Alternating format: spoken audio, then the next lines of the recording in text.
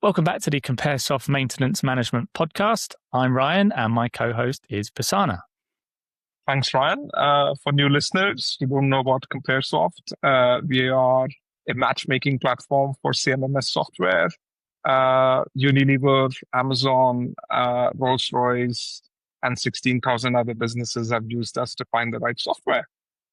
Yes, and today we are talking about maintenance management in utilities with Chris Bates.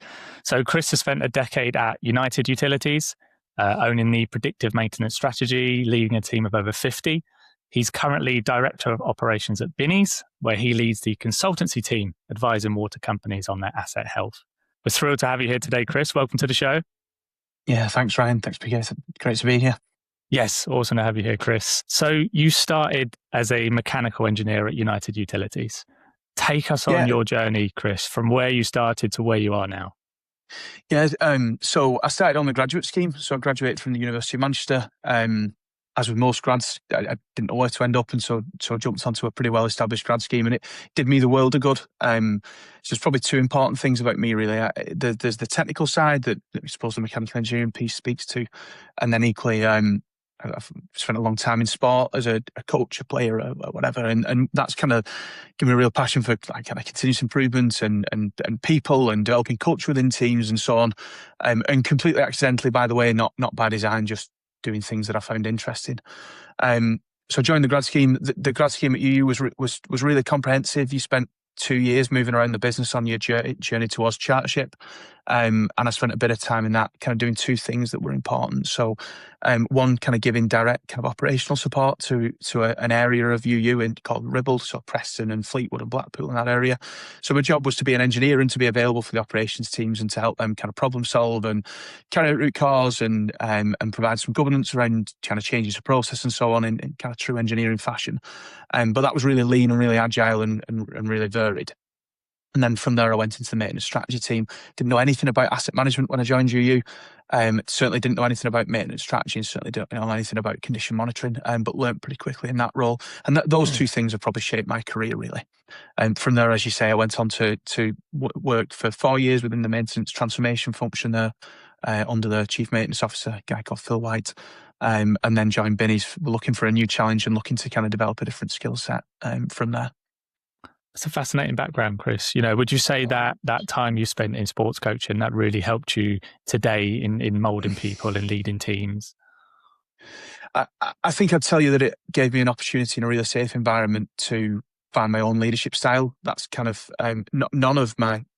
I forever get kind of put to me, you must have had an ambition to climb a ladder or whatever. I had no desire to get to the top of any sort of greasy pole. Just kind of like doing things that I found interesting. And what sport probably did was allow me to completely accidentally develop some skills that are transferable. So I was the coach of a junior team. I had them from kind of under 11s through to under 18s. And you can imagine some of the conversations you've got to have with parents who might be a decade older than you. Some of them kind of direct to their own businesses around, why their child wasn't picked that day. You've got to develop a set of principles. You've got to hold people to account. You've got to meet your own standards all the time. And you've got to learn a bit about yourself. So yeah, I think I found quite a lot kind of quite early in my career through that kind of voluntary activity. Yeah. Oh, if we go back to your time at United Utilities, Chris, you ended there as a reliability maintenance manager. What did your maintenance operation look like then? Yeah, okay. So a couple of things. So I had a team of kind of specialist maintainers. Mm-hmm. So they were a planned instrumentation team there to verify and calibrate instrumentation across the region. You can imagine how important it is to have accurate flow monitoring, etc. in that sector. Mm-hmm. There was a condition monitoring function and a lubrication function, both of which evolved through my time there. We introduced new technology and new processes and tried to bring them to a really modern kind of outfit. And then the third team in that, or third group of people in that, was kind of a cultural change piece. So I don't have those for a long time before I left UU. But that was about introducing new processes and to a kind of over a large geographical area. Water company tends to be broken up into regions. So there's one maintenance specialist, as they were called, who were deployed into each of the regions to bring in new processes that the maintenance transformation piece was looking to introduce. So think of them as a really well qualified maintenance in reliability kind of change agent. So these were people that deliberately kind of came up off the tools. It gave a progression route for those people. But it also allowed them to kind of influence ways of working within those areas.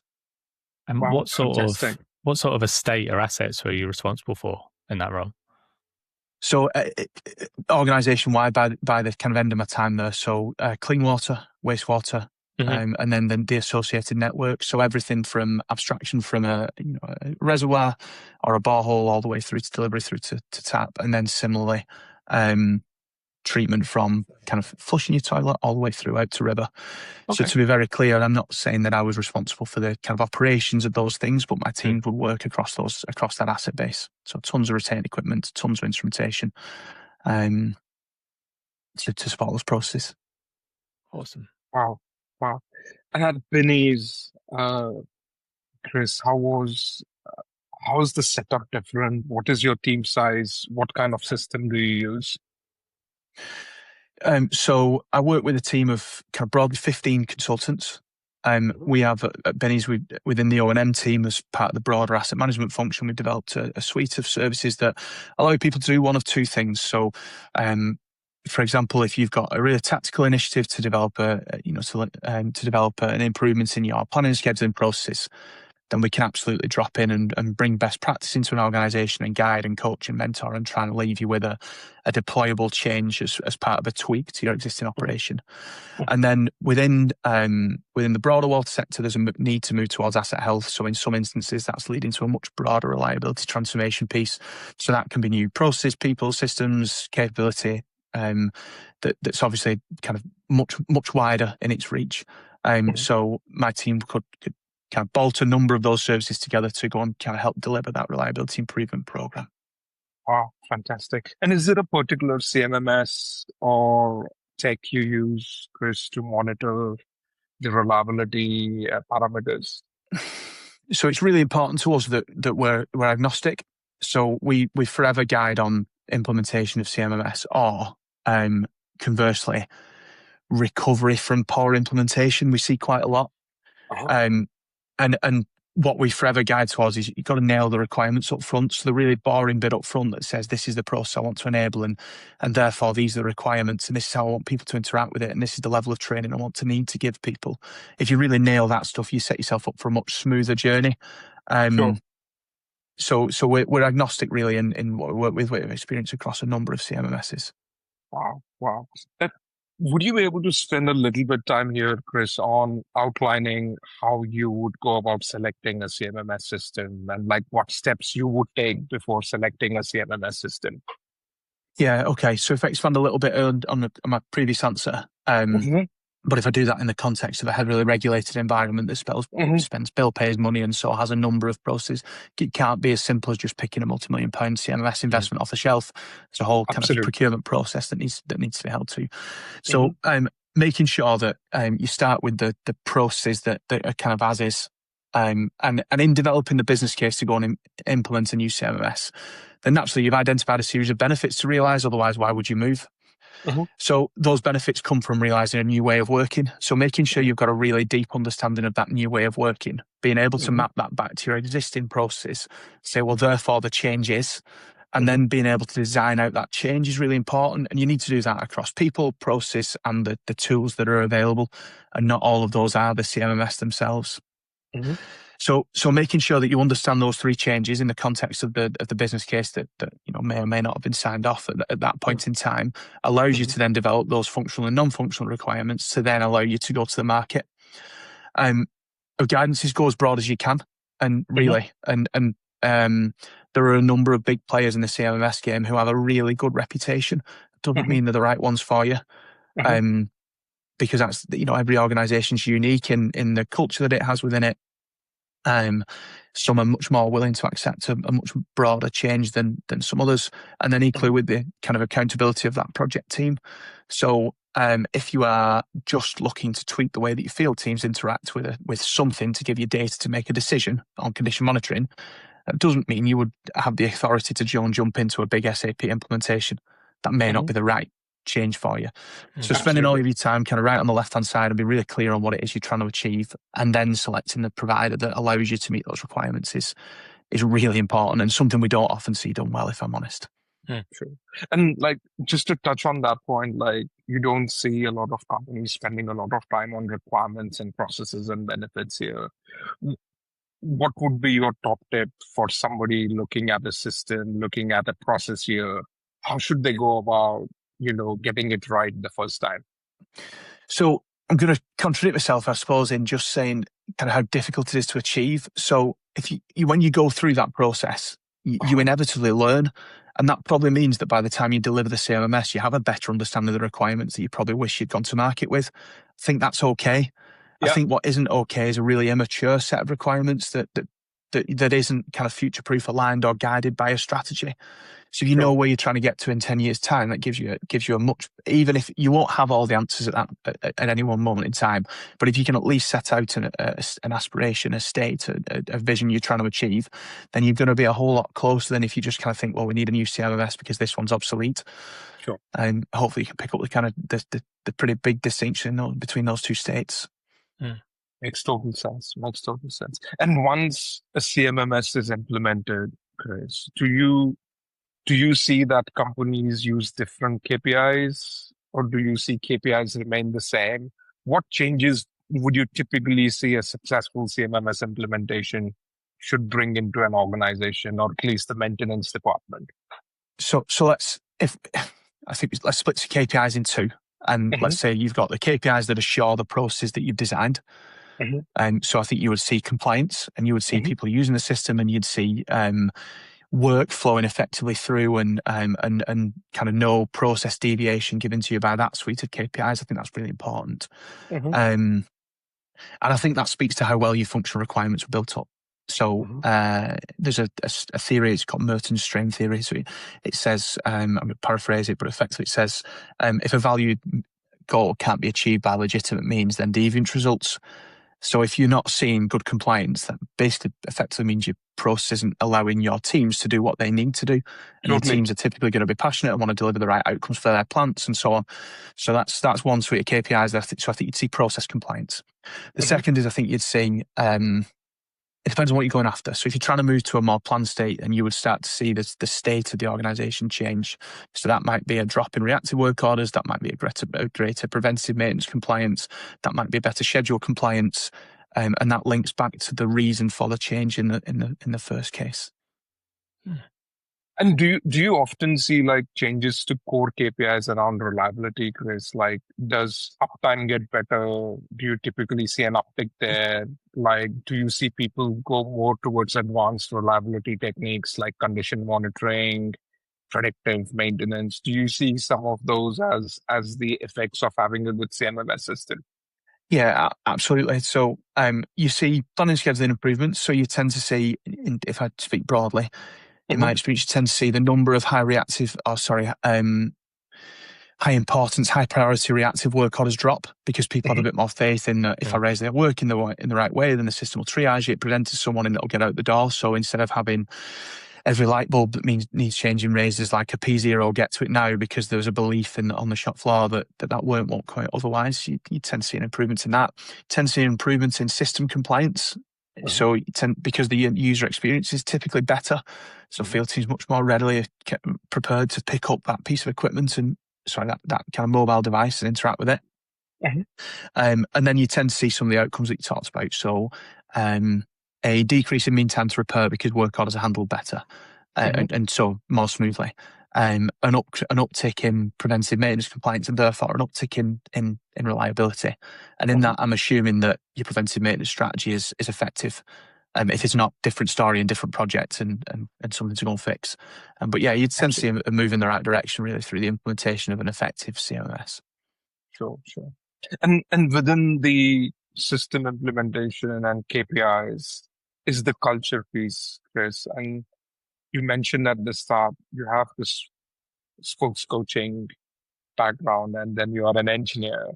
How do you use both of these to drive your team? Like, especially I want to say when things are not going to the plan, how do you have hard conversations with your team?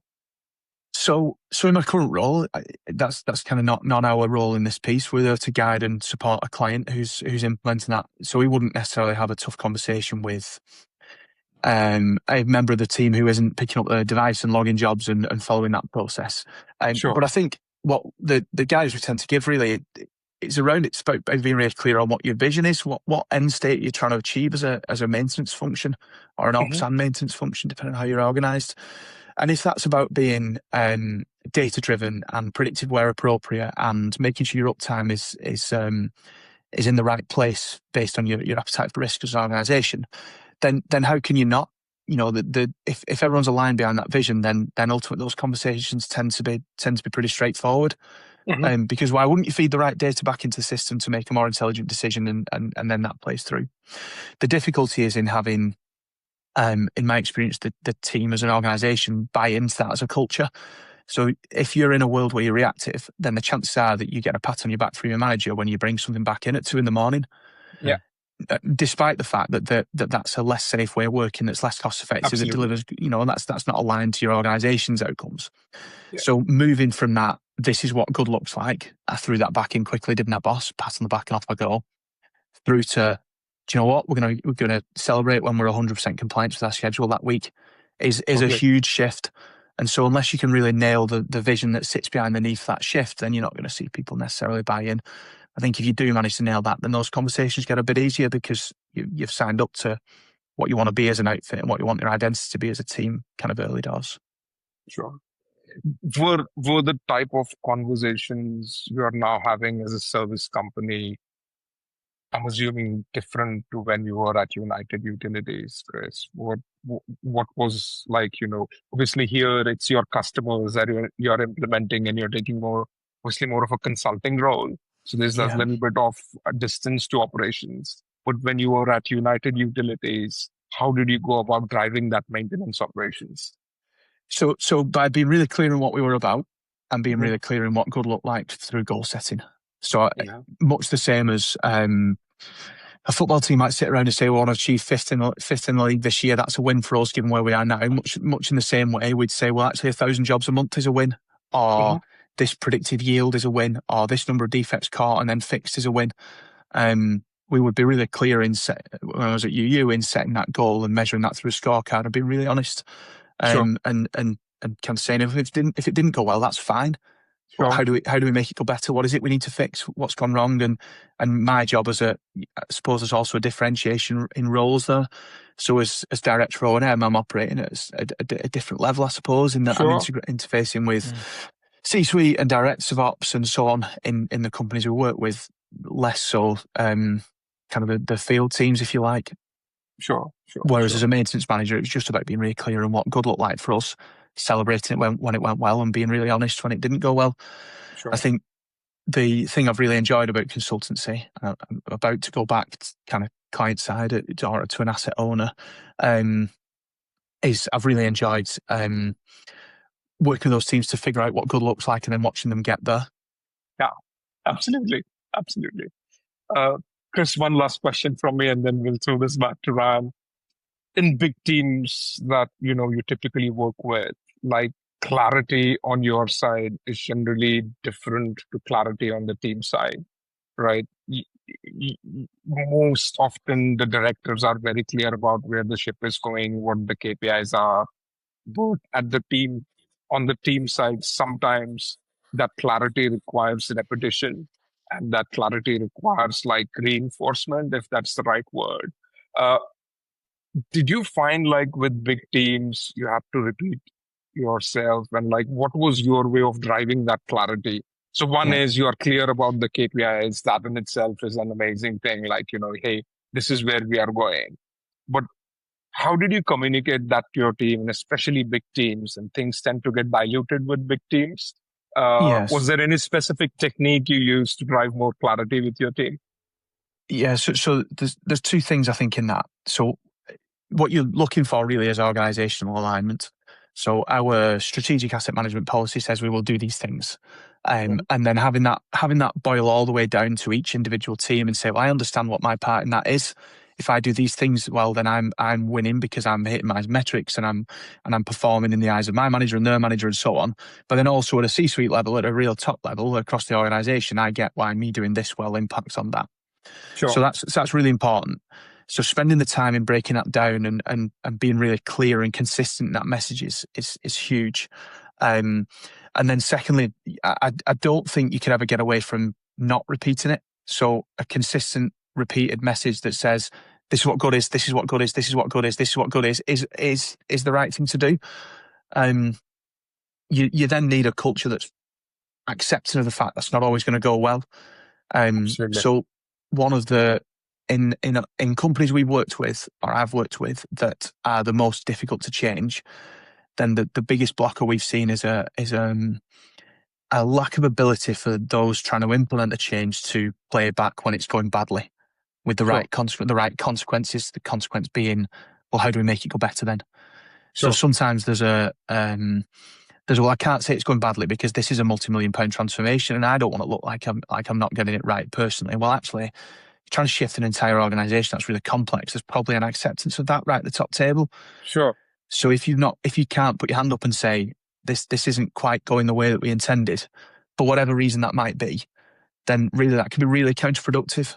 Absolutely.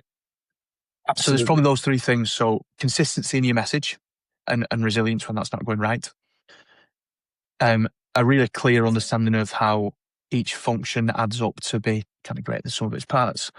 And then a culture that says, well, actually, it's fine to just kind of say this isn't going as well as it could do and we can do better. I guess that kind of zero blame piece is really important. Wow. That's a real good insight. Real good insight. Yeah, that's awesome, Chris. Something you really touched on there, goal setting, knowing what good looks like.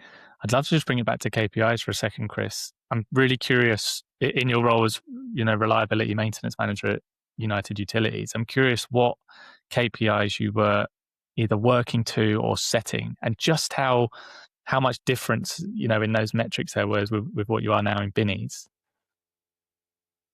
So, yeah, okay. So I learned, as I jumped into that maintenance transformation piece, that maintenance excellence world at UU, I was a developing manager in reality. I came off the grad scheme into that role and was forced to do a secondment and then didn't. And so I learned an awful lot from the chief maintenance officer, as is now there. So what Phil was really good at was saying, these are the top level objectives. You go and develop and own your scorecard that tells me how you play into those. And then we'll review those every month. And that gave me a position where actually you just have a stack of scorecards and say, well, that's what good maintenance excellence transformation looks like. This is my part within it at my level. And then this is my team's part within it. And we are all accountable for different things within that stack that forms a coherent picture. And that's a behavior that, through to consultancy we've templated. So we talk about different things, but we just talk about the things that make us successful as a team within those scorecards. That might be number of client engagements, revenue produced, whereas in old world, that might be number of jobs done per month. It's just about coherence in how we as a function deliver within the context of our organisation. And were those KPIs set typically around more PPM strategy, more PPM checklists? So they were for the kind of three maintenance teams, those specialist maintenance teams that ultimately I was a maintenance manager at that point. So have you fulfilled your customers' needs? Have you delivered the number of jobs you should have done? Have you found the things you should have found? They were for those three teams. For the maintenance specialists, they were different. So they were about has your area been compliant with regards to the work management process at that moment in time. So they were about, are we seeing the right behaviours from your areas with the change in the context of the maintenance excellence programme at that time. Yeah. So backlog reduction was a key theme through the early phase. So where is each team's backlog? And if so, maintenance specialist is not accountable for driving down that backlog, but they are responsible for influencing the behaviours that would drive down that backlog. Sure. So it's about designing those KPIs in the context of the maintenance excellence program for that team. Yeah, and obviously there's a lot of, I'd say, engineers, technicians coming into more management roles, and they're looking to set KPIs for the first time. What would your advice be for those people entering those roles? Would it be more like you learned, understanding the behavioural process, understanding the scorecards, what good looks like? What is your one piece of advice for those people? I mean, one piece of advice is tough, so I might ignore the one bit and go Yeah. So I think you've got to understand. So it's got to be smart, right? So you've got to understand what data is available, and it's smart, measurable, and so on. So it's got to be a smart objective. I'll Google it. Yeah, in a minute. But so it's got to be a smart objective, and that means you've got to know what data you've got available. You've got to know you can trust it, and then it's got to drive an action. So, and that action's got to be relevant to your overall move in that direction. So, if I give you 2 examples, if you're trying to drive home a new daily management process, so let's say you're a manager at a factory, and you want your team leaders to be gathered around their respective parts of the shop floor and saying, okay, running a daily scrum and communicating more effectively to teams, your KPI in the first instance might be how many boards were signed that week. And that would just allow you to, if you think about the action that's inferred in that, then really you want to go speak to team leaders that aren't doing it. Yeah. But I don't doubt that in a month's time or 2 months' time, you would leave that KPI behind and say, well, actually, it was there to deliver a purpose. It was there to promote an action, perhaps on the back of a conversation. So how many actions have I seen? The KPI would evolve as your maturity evolves. Yeah. But that's got so. I think that's the thing those are probably the 3 things to think about really is what data have you got available, what action you're trying to drive, and how can you define a KPI that really drives that action and drives a decision. Yeah, awesome. Fantastic. Again, super insightful. Thank you, Chris. Now, your tenure at United Utilities, then at Binnies now, and then you're going back to an owner-operator. Condition monitoring tends to be a next level game to maintenance management, Chris. The condition monitoring techniques and tools are very appealing, but they also tend to be at the kind of complex end of reliability management. Like the signals that you get from condition monitoring tools can often be very close to operating conditions, right? So for companies that are starting out their maintenance management journey in your industry, right? And maybe you wear a Binnies hat right now, like, what would you recommend a company like? Where do they start at maintenance and when they should go to condition monitoring? Yeah. So you've got to have a risk-based maintenance strategy, and you've got to understand criticality, and you've got to apply those. As much as costs has come down, they are expensive techniques, and they take a lot of time to not find anything. And is the hope most of the time. If you take good kind of yield on a condition monitoring route, then if you find a defect with 20% of your assets, then you're doing okay. Yeah. In my eyes, so that means 80% of the time you're not finding anything. So it's got to be risk-based. And you've got to be prepared to upskill as an organisation. So you can't implement a risk-based maintenance strategy if you don't understand what a good risk-based maintenance strategy looks like. And we see that go so wrong so frequently. And I really think the supply chain has a big role to play in that. I see so many condition monitoring kind of companies that will sell the sensor and the tablet and the cloud and pat themselves on the back and go away. And all that means is that in 2 years' time, someone like me might go into that organisation and hear things like, we've done condition monitoring here, pal, it doesn't work for us. No, you haven't done condition monitoring. You have tried a poorly designed condition monitoring system that might not even have been a fit. So don't go and buy a vibration sensor unless you're absolutely certain you're going to buy a vibration sensor. Similarly to my comment on KPIs, you're trying to derive an action. So if you're not going to replace a bearing, on the shop floor, if you're going to wait until you've incurred all that secondary damage and send it off for an OEM refurb or just swap it out when its function fails, why would you bother with kind of high frequency acceleration analysis? Sure. And the skill, and that speaks to that kind of strategy piece right at the beginning. So do the boring bit, be really clear on what it is you want to achieve what benefit, and then you should be able to answer a series of questions. So there's a model that it definitely isn't mine, but I really like it. So it's data, information, insight, action in a stack. So, and what you've got to realize, certainly what your directors have got to realize, is that through that kind of chain, you spend money collecting data, you spend money turning it into information, even if that's just signal processing. You spend money having someone look at it and generate insight, and that's probably a typically pretty skilled resource, VA Cap 3, 4, whatever. And then you drive an action that still costs you money. It just costs you less than the kind of reactive loss of throughput or high capex refurb at no notice or overtime, 2 a.m. fixes and so on. So I think you've got to, and it requires a knowledge within the company and an acceptance that that's the journey you want to go on. Otherwise, you see the sensors bought, the sensors fitted, the sensors don't show anything.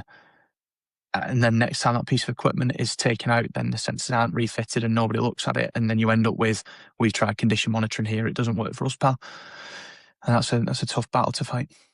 Absolutely. Chris, do you find a lot of times you go into companies and try to simplify things, bring it back to basics and bring it back to kind of what really moves the needle? So do you find like often the structures are more complex than needed? Is that your kind of general observation? So typically if you go in and say, so we do a number of maturity assessments. So when we start out on a more complex improvement program, we'll do a kind of short, sharp, might be 6 weeks work to like end to end to produce reports. So these are the things that you really need to have a look at. And we ask a number of questions in a request for information at the beginning of that. So gives you maintenance strategy, gives you asset management strategy, gives you a stack of ISO 55000 documentation, gives a lot of work orders, gives a copy of our asset register. And we have yet to do one of those things and have those things made available to us. We might get an asset register, but with a caveat that it's only 80% accurate or 60% accurate. Or they might describe it with an expletive. We might get some work order information, but it might exist at site level. We might walk around site and do a bit of a site survey and all the grease nipples are dry. Well, you know where to start now. So if you've not got an idea of what your designed organisation looks like, then how can you possibly kick on because you don't know the base that you're starting from? So we see that quite a lot where it kind of exists because it needs to exist, but it doesn't exist in any defined state. Very exciting. Very exciting, I guess, for you to find those things and then, fix it from the basics and take them to the advanced level. Yeah. Okay. If a client comes to you, Chris, and they're very adamant that, okay, what's going to fix our situation here is some sort of CMMS system, some sort of CMMS software, that we need implemented straight away, then everything's going to be hunky-dory, Just set that expectation. Is that the case? What else needs to be in? You've mentioned there about having clean data. It's one of the most important fundamentals, but set that expectation as someone, particularly on a first-time CMMS software buyers. So I think if that's the first kind of opening gambit with that kind of client, then it's pretty clear that our team's job is really to educate. And I don't mean that as if we're kind of some sort of experts stood on a pedestal and hold ourselves to that standard, but we need to be as clearly misguided, right? If you've worked in maintenance for a little bit, then throwing new CMMS when your team don't ignore their existing, it isn't a silver bullet. So we try and move people towards that maturity assessment to really shine a light on that at really early doors. And that's really powerful. It's easy for a consultant to say when that's a service that you sell, but just uncovering end to end across all the things that stack up against a leading reliability organisation and then benchmarking against where you are with those things right now is probably the most important thing that I would guide someone to go and do from day one. It's a fresh set of eyes. The job of the people doing that work is to understand best practice and to have a broader set of experiences and to go and work in other companies and so on. And you might be trying to kind of move towards best practice, but you might only work that one organisation. Sure. So consultancy exists for a reason. So I think if that's our opening engagement with a client, then our first challenge really is to try and get under the skin of the people that are the decision makers in there and say, let's just test these things. Let's just make sure that we're really clear on whether that is or isn't the right solution. And I've yet to find an instance where it is just a tech-led solution and everything gets better. That's also you haven't experienced any sort of pushback or anything there. Yeah, to be really straight, that might be a really short engagement. Well, that means it's not the right engagement for us. We've got to protect our reputation too. So, I couldn't sit in good conscience and watch someone. We hear a lot of this with condition monitoring. We're going to implement condition monitoring, and you get no answer to why, other than an expectation from the general public that text really makes your life better. Printer talks to my fridge or whatever. So why would it not make my plant better, my factory better? Actually, it's a little more complicated than that. And we have walked away from engagements where we've said, well, actually, I don't think this is quite going to do what you need it to. Okay. And we can't have you say, well, Binnies did that in this instance. Sure. In your experience, Chris, like, both at United Utilities and now at Binnies, like, what are the CMMS systems you have used? And like, there's the requirements piece and then there is a systems piece.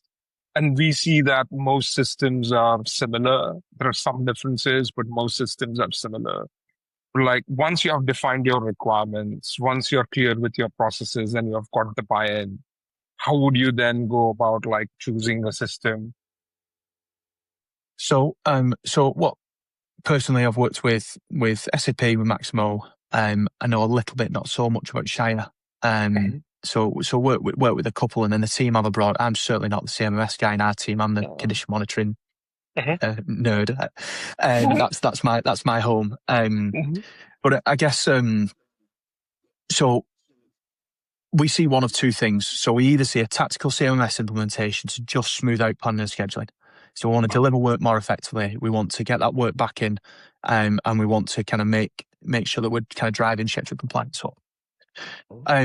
Then we see some much more ambitious implementations that are truly kind of organization-wide, where an SAP would lend itself well to that as an AAM. So I want to interact with CMMS that also triggers a spares order, that also looks after finances associated, that also does payroll.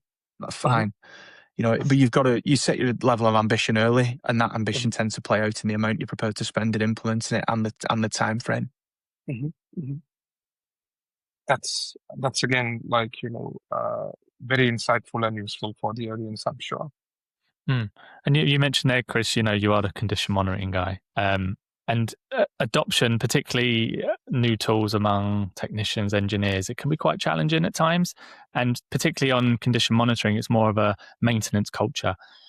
Do you have some sort of process that you put in place to build that maintenance culture that focuses on condition monitoring? Not specifically on condition monitoring, on overall compliance with maintenance strategy. So if we talked about identity early, so if we say we want to be a leading maintenance organisation, then being really clear about what that is, that means executing your strategy and realising the value of your asset base in line with that strategy.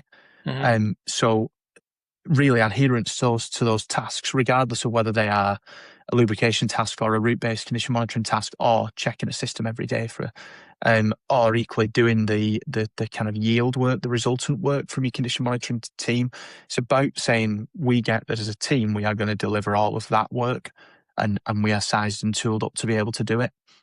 The first bit that you mentioned, I wasn't sure you're going to go on to, was about being prepared to pick up the tech itself, and a kind of, it's such a significant shift. If you're in a reactive world and you're used to dealing with motors where the paint's burnt off the outside and you've got contractors descending on at no notice at great cost to throw something back in quickly to minimise downtime, if that's the world you're used to living in, and then you're being asked to stick something magnetic on the outside of a motor, and then you're told it's 6 and you don't need to do anything when it's 6, and then you walk away, the lived experience of that engineer is huge.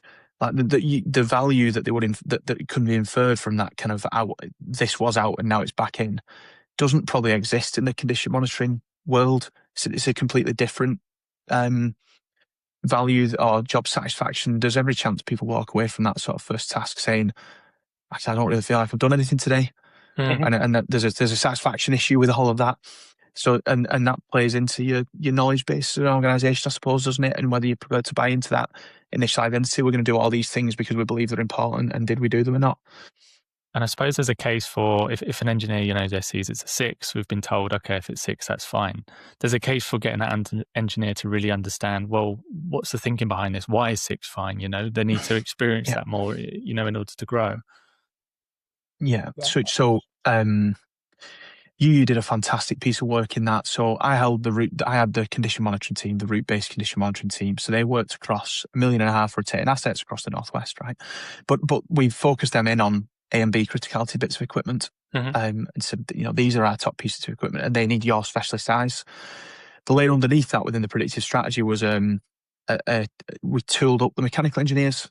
So they each got a vibration analyzer, a relatively simple, so a TPI 9080 if naming products is okay. If not, absolutely. We're on the BBC, Chris, you're okay. Just checking. So what we did in doing that was we said, well, actually, for the C criticality piece of equipment, you guys are going to do it as part of your mechanical services. So on a strain press or a pump, you're going to take a reading, kind of nose to tail of that piece of equipment, and the screen will change red if it's something you should worry about. And your escalation is you call a specialist, so you call the condition monitoring team, and then they would come and carry out a much kind of deeper dive into what caused that screen to go red in particular. And in doing that, so is it double handling? Absolutely. Could we have just grown the condition monitoring team? Absolutely. What was the biggest challenge was having people realise that data meant something and valuing the data and acting on it. So the experience of the engineer who goes up to a piece of equipment that sounds fine, puts the sensor on, sees that it's red, calls the mate who works in the same area, so dedicated kind of person you can build a relationship with. That person then comes with you with their specialist piece of equipment that can show you waveform data. And, you know, when you see an FFT, so it's an analysis that's kind of flat, doesn't really mean anything. But when there's a peak there, it's striking. And when that peak happens to line up with the running speed of that machine and you've got the skill set there to walk you through it, then all of a sudden your red screen means something to you. And now there's a defect you have a chance of being bought into. So the human behaviours and interaction piece that was built into that predictive maintenance strategy and since rolled out was a really mature piece of work that you've done really well with. Yeah. How is AI playing into all of this, Chris? Because condition monitoring is perhaps the one area where AI gives you like a lot more competitive advantage, and it clarifies the data much more quickly. Yeah. Because with condition monitoring, typically a lot of the technicians we spoke with, they felt like there was this gray area about the signals coming out of condition monitoring tools, whether it's an operating area signal or whether it's reached a threshold where you need to change components or change spares. How are you using AI in the condition monitoring space? So the AI has been around that space a good while. The first time I was kind of introduced to condition monitoring was with a company called AVT Reliability, based out of Warrington. So they had a thing called ADA, like Advanced Diagnostics Assistant, I think. And that would prompt and say, based on pattern recognition, just say, we believe this to be a X, Y, Z. And that's evolved as AI's come in and as large language models have come into play, and that's now much more personable. Not that product specifically, but that diagnosis is much more personable, and you can interact with it a little better. My worry with it is that it removes that human-led kind of piece it takes the engineer a step further away from understanding the data and making it real. So I think in promotion of change and in realization of a transformation, then that becomes a little riskier, because now you're asking that person to trust yet another piece of technology with even less insight and even less opportunity to be hands-on with that piece of data and make it real for them. So I think there's a massive opportunity for it, but I think that opportunity probably exists within more mature organizations where there's a strong data-driven culture, specifically with condition monitoring, where you have a chance of implementing that and it just being trusted. And then what it probably does is realize efficiencies and allow you to process more signals without such a specialist resource. It probably allows for an early triage, in my opinion only. Have I seen it implemented successfully anywhere? No, not right now. Useful, super useful. Coming towards a little bit around management and maintenance, Chris, and by management we mean a lot of our listeners are really good at maintenance, and a lot of them, have this situation where making a case for maintenance spend is challenging because the C-suite tends to be numbers oriented, business oriented, and performance oriented. So like the C-suite has often very less understanding, shall we say, of what's happening in maintenance. And good maintenance is always invisible, as you were saying at the start, right? You get pat at the back if a maintenance issue is fixed, but realistically, a maintenance issue should not come up if the maintenance is good.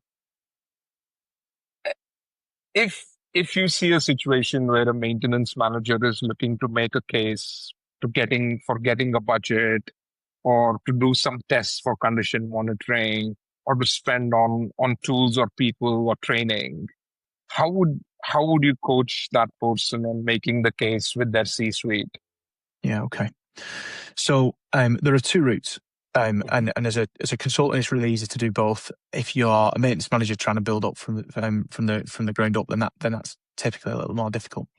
So one of the challenges we put in front of execs all the time is, so who's responsible for health and safety? And they go, that person. Who's responsible for your IT security? That person. Who's responsible for reliability? And you met with silence, typically. And for me, that's kind of unforgivable. So you're saying that you're an asset owner, that you're an asset management company, that you're there to make sure that your assets realise a certain value, some of that profit, some of that environmental, etc. But you've got no one accountable for the health of those assets. As a C-suite, you've got to have a look at that. And so if that person does exist, or if that person comes into post, then it's their job, in my eyes, to fight that corner and to say, we're going to be the best we possibly can at this, because I, at that level, get that. Sorry, I on that board, for example, would understand that, and now would be able to make the case, and I'd be able to see within the balance sheet ultimately where the benefit exists. So that would be, as a maintenance manager, that would be my first challenge to my peers, superiors. You know, who's ultimately accountable for all this? Because it ain't me. I'm a maintenance manager. Yeah, absolutely. But you can imagine within an organisation, that's typically not all that successful. Absolutely. So then you're left with a shop floor kind of bottom up build. So you've got to make it, some of the kit's really available at really low cost. And if you've an idea of there being a benefit associated with it, then you probably know which piece of equipment to put that onto and what failure modes that would detect and what your team would act on. And then you're also empowered to make sure that team drives that action out. So if you can get a buy-in with a couple of people and say, we're going to fit some equipment, it's probably only going to cost a couple of £1,000. I can probably get the budget for that. Then go do it and then go realise the benefit. Then what you've got is a really powerful case study. So it's not a textbook anymore. It's in, I don't know, A and B widgets limited. It's real to your organisation, and that gives you a case study to say, look, we've done this and we realised that, and it cost us this to do, and the benefit we found was. And then you have a case to start to kind of upskill and try and encourage that your senior leaders, I suppose, to kind of get on that journey with you. The last piece of advice I'd give, if you're taking that approach, is that there are some fantastic conferences in this country that are really powerful for that. So conferences that specialise in bringing together people who have walked that path for you, who might well exist in similar organisations, that will stand on stage and talk about the difference that's made in their organisation and how they did it and so on. And they're a really good way of infusing and upskilling some of those kind of execs who may well not at that moment in time kind of understand what it is you're trying to do or why. Sure. Have you encountered any of the situations in your early career, Chris, like either at United Utilities, or you see this to be a case where maintenance team, often there is a friction there to get the budget, to get the approval? Do you see that more? Is it coming down? What's your observation? So, forever see business cases built on reduction of time within the OPEX budget. So if I do condition monitoring, I don't need as many people. I can switch my PMs off. I can do whatever, right? But it's nonsense. So for forever see business cases that start being built up on that. The business case for improvement in reliability bears itself out in the unintended costs, the consequential costs of a failure, that through loss of throughput or a more expensive repair, all the things we've kind of talked about in this, I suppose. Yeah. So having it accepted within your organisation that your maintenance team are there to realise whole life cost is the key to preserving that maintenance team's time and protecting it and allowing it to continue to evolve. But that can be a really tough road to walk. But it is genuinely about education. You've got to find a way to expose the people who might make that challenge to that knowledge, be that through a conference, be that through a case study, be that through a reliability maturity assessment like we might do, or be that through speaking to a like-minded organisation. You've got to get people bought into maintenance is not a profit centre. Maintenance is there to cost you money, because the money you spend here is worth more than it is if you let those assets get to where they would without that maintenance team. So around a third of our listeners are maintenance techs who want to move more into leadership roles. What is the single biggest piece of advice you can give to techs in that position today? Yeah. So I think first and foremost, you've got to realise the power and the value of the position that you're in. So I left university with a piece of paper that said I'm an engineer. in reality, I missed out on a whole load of experience, kind of hands-on on the tools, living and breathing the stuff that those, you know, cohort of people listening to this podcast will have. So kind of realize that and leverage it. And what I mean by that is it gives you a real credibility and a real kind of authority around the things that you're talking about as when you move into a maintenance team leader role. And so really recognize that, really be proud of that, and really use that through any sort of interview process or development conversations with your kind of current superiors. But also be prepared that it is a different world, and you need to develop a separate kind of set of skills, really.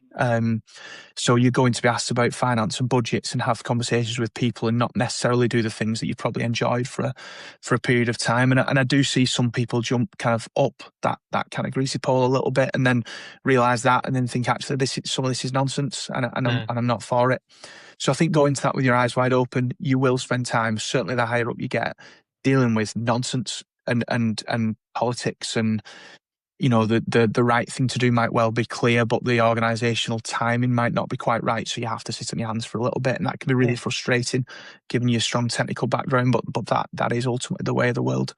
So I think that'd be my piece of advice. Really, is you know, develop and be prepared to step into a new world and accept that it is a completely new world, and it's not as simple as just working with the guys and girls that you work with now and kind of leading them day to day. There's probably a bit more to it that may or may not float your boat. But firstly, be really proud of what you've got as a set of skills and promote that through an interview, because the strongest maintenance managers and so on that I see are those that have come up, you know, whether that's through an apprenticeship route or off the tools and upwards. Yeah. Awesome. Chris, a sub question there. We see people who are technicians right now, or even like, you know, first-time managers. Half of them have fear of AI. Half of them know how to use AI, right? And people who know how to use AI tend to move ahead and tend to go, you know, faster in their career. I'm pretty confident you have seen a lot of, like, you know, evolution of tech and condition monitoring and maintenance. Like, what would be your specific advice about AI for people who are right now apprentices, early engineers who have done their first or taking up their first jobs? What would be kind of your advice, guidance there on how they should view AI, how they should approach the world where like AI is going to be predominant in the next few years? Yeah, okay. So specifically about leaders at any level. Okay. At any level, but also at leaders. Any level regardless. Okay. So yeah. So the world's moving in one direction. So to be really blunt about it, we're all going to have to get on board with that. You know, we're expected to do more with less. We're expected to be slicker. You hear work smarter, not harder, but really that's about doing more in the same amount of hours. Yeah. So you've got to be prepared to buy in. You've got to give that a go. Yeah. See some really, really, really successful people who will not go near AI. Right? That is absolutely fine. But you can't do that having not given it a go, because if you're not prepared to give it a go, then what else aren't you prepared to give a go?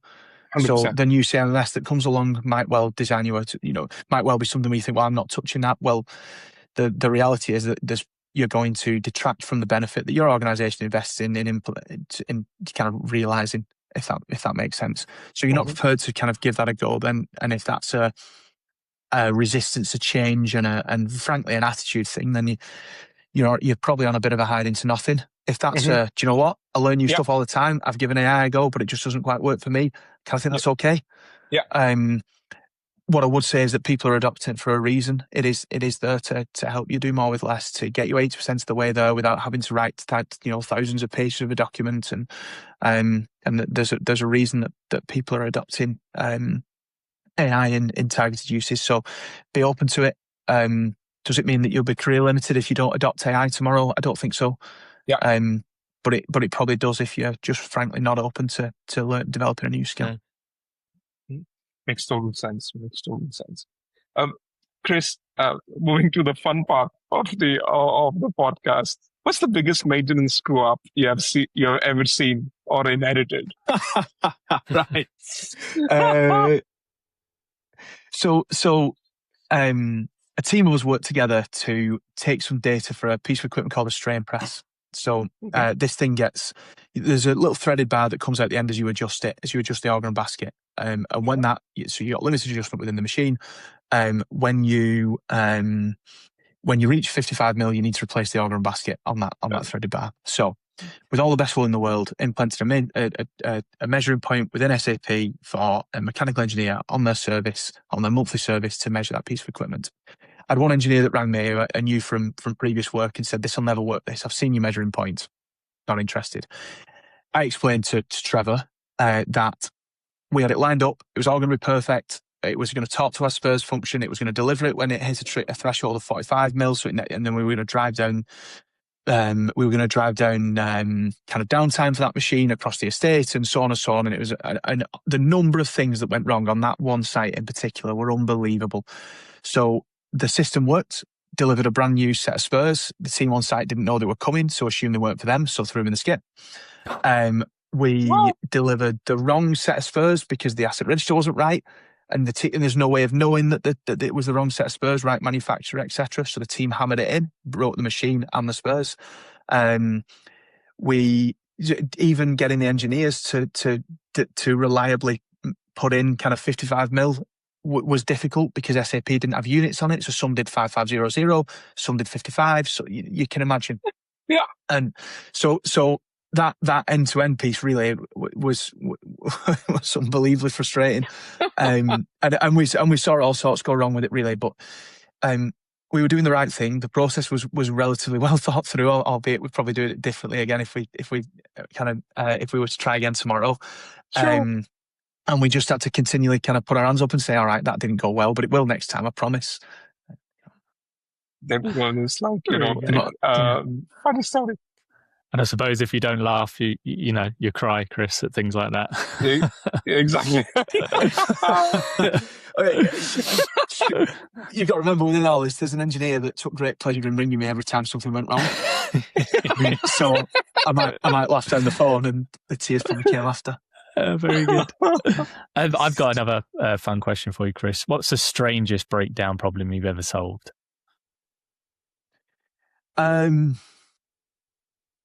So we had we had a series of pumps, 6 pumps next to each other, coupled with two series of 3, on a pumping station that was there to protect an area of the northwest from flooding if in the event of heavy rain. Right. Mm-hmm. And what we found was that they were running duty assist standby, but they were a true standby and a true assist. Mm-hmm. So what we forever found that every time the standby was called to run, that it would fail. So we managed to prove that it was a phenomenon called false Fresnelling. We did that by carrying out some kind of operational deflection modelling. And what was happening was that as on the vertical riser, the column was filled with fluids and so effectively rigid. As the pump ran, that vibration was travelling up the riser to the common main where it met, kind of 100 metres down the kind of pipework in a field, and then travelling back to the standby asset, causing the standby asset to vibrate. So every time the pump ran, you'd induce resonance to the pipework. That resonance would be fed back to the standby asset, and then when the standby asset was called to run, given it was a true standby when it needed to run, it really, really, really needed to run. It would forever kind of fail within 10 minutes. Right. That was a problem that went on for kind of 4 years, but we did eventually manage to crack. That was a really interesting one. Wow, 4 years. That's awesome. Really cool. Yeah. Well, Chris, you've been a fantastic guest. I've really enjoyed this conversation. You've given such a good look at what it takes to drive reliability across particularly asset intensive operations, from your time at United Utilities and at Binnies. You've also delivered some really valuable advice to listeners as well, particularly on building that maintenance culture and the discipline of implementing condition monitoring techniques as well. So thank you so much again for joining us, Chris. Yeah. Thanks so much. Thanks for your time. Really appreciate having us. Thank you. Yeah, and good luck in your upcoming role as well, Chris, at Pennon Group. Yeah, thank you. Yeah, thanks very much. I'll be needing to practice what I preached on here. Awesome. Thanks, Chris. Thanks, guys.